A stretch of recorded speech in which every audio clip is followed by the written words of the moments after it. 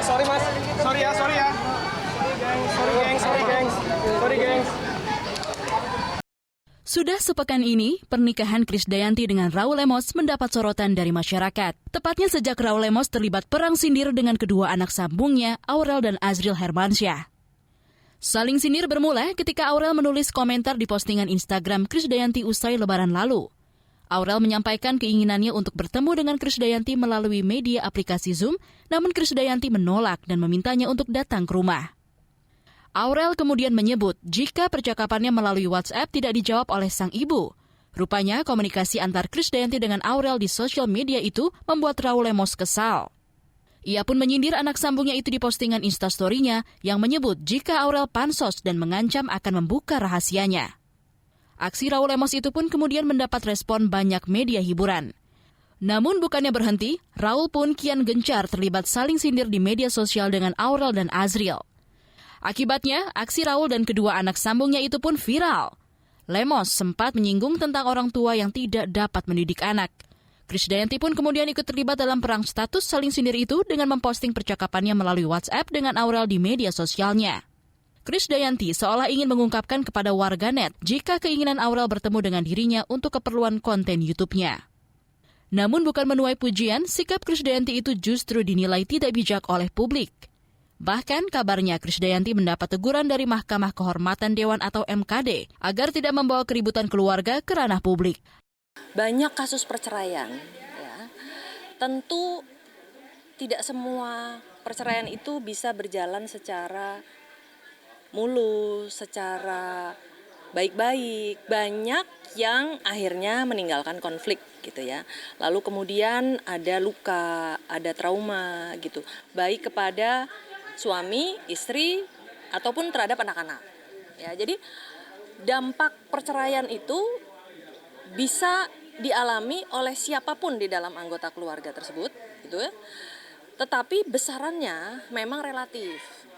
Tergantung karakter anaknya, tergantung tekanannya. Jadi kalau misalnya ada keluarga yang berpisah baik-baik, nah dampaknya minimal. Tapi kalau ada yang berpisahnya tidak baik, lalu kemudian ditambah lagi setelah perceraian atau pasca perceraian, itu ternyata konfliknya masih berlanjut, ya kan?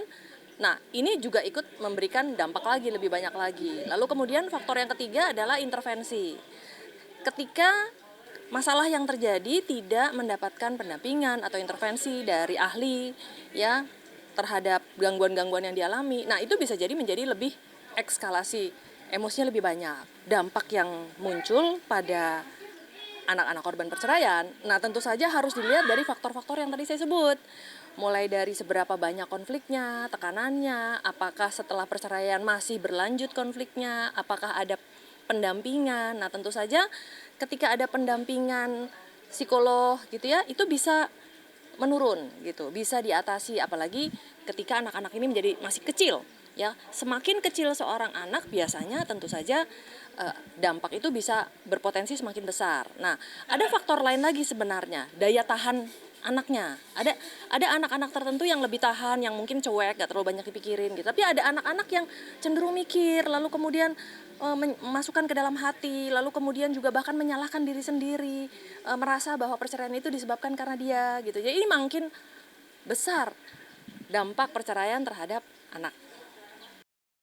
Aksi Krisdayanti yang ikut menyerang kedua anaknya itu rupanya tidak hanya mendapat reaksi miring dari masyarakat, warganet, serta Mahkamah Kehormatan Dewan saja, tetapi juga membuat Aurel stres sehingga perlu menemui psikolog Cassandra Putranto.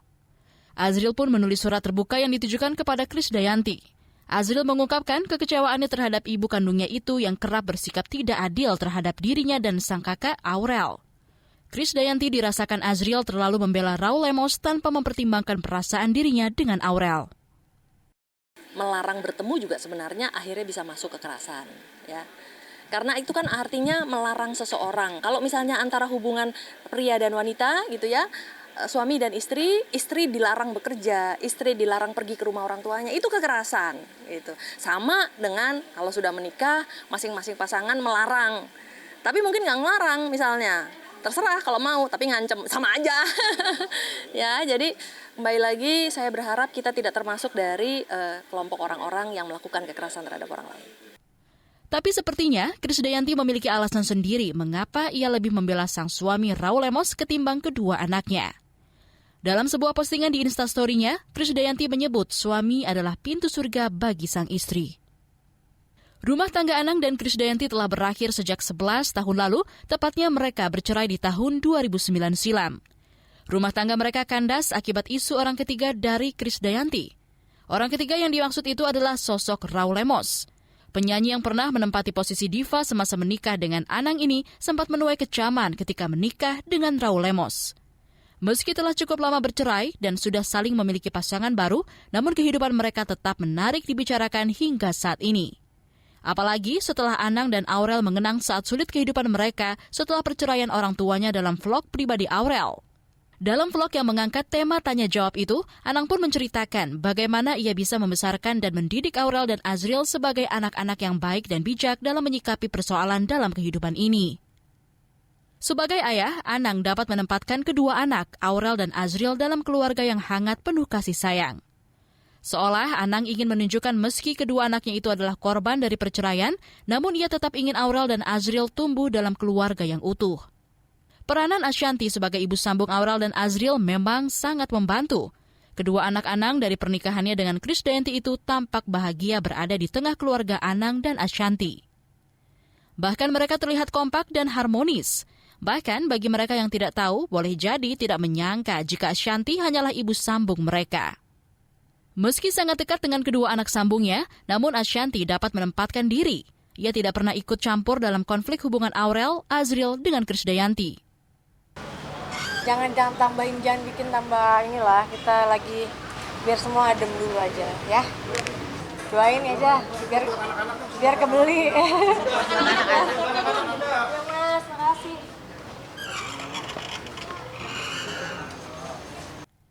Pernikahan Anang dengan Ashanti yang selalu tampak kompak dan harmonis agak berbeda dengan kehidupan Krisdayanti dengan Raul Lemos. Meski kerap memasang foto-foto kebersamaan mereka yang tidak kalah mesra dengan Anang dan Ashanti, namun kehidupan rumah tangga KD sempat dilanda berita tidak sedap. Pada bulan Februari lalu, Raul Lemos sempat dikabarkan mendatangi Pengadilan Agama Jakarta Selatan dan bertanya-tanya soal persyaratan mengajukan gugatan cerai. Namun berita yang ramai dibicarakan itu cepat diklarifikasi oleh Krisdayanti dan juga Raul Lemos. Melalui akun Instagramnya ketika itu, Krisdayanti menyebut berita tersebut adalah hoax.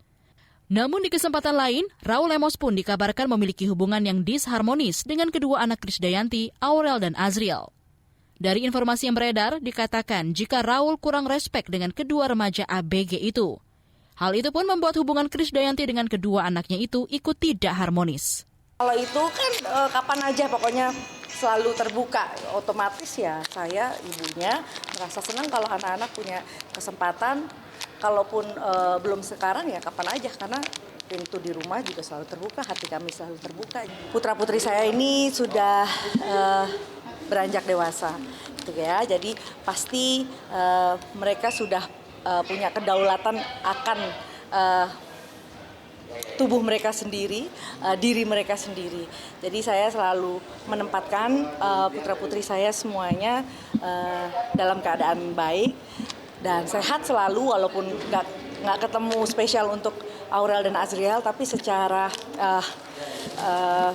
etika dan moral dan juga pola asuh dan lain-lain, walaupun jauh di mata tapi dekat di hati, walaupun hanya dengan sapaan melalui media elektronik, telepon dan lain-lainnya, saya percaya bahwa anak-anak dalam keadaan sehat dan apapun pilihan anak-anak, baik itu pendidikan dan juga dengan siapa mereka berteman, itu saya harus respect dan hormati.